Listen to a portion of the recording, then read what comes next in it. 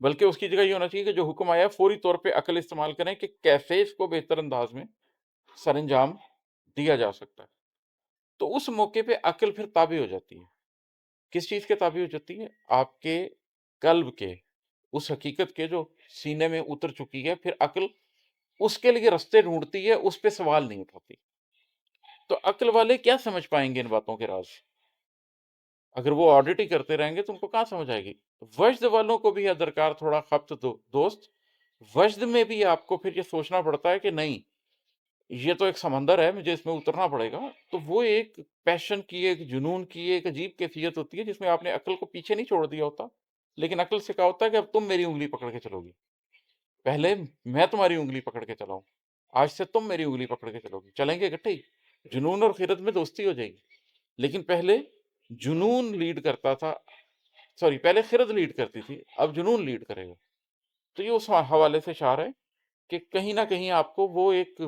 Moment آتی ہے، moment of truth آتی ہے جس میں آپ کو چھلانگ لگا دینی پڑتی ہے پورے جذبے کے ساتھ۔ ایک شعر اور سنا دیتا ہوں: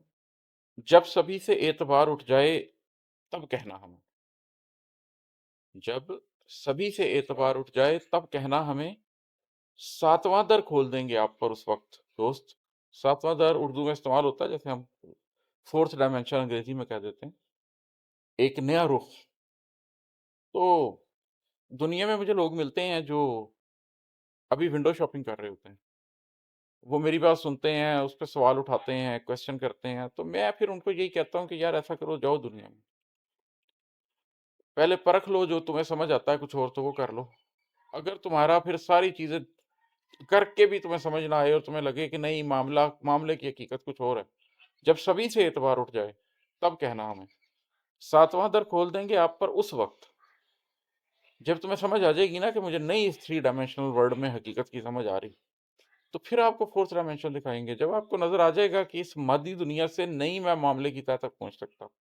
یہ جو امپیریکل ایویڈنس کی بنیاد پر ہر چیز کو جانچنے کی خواہش ہے، اس نے سائنس کو بہت ترقی دی ہے،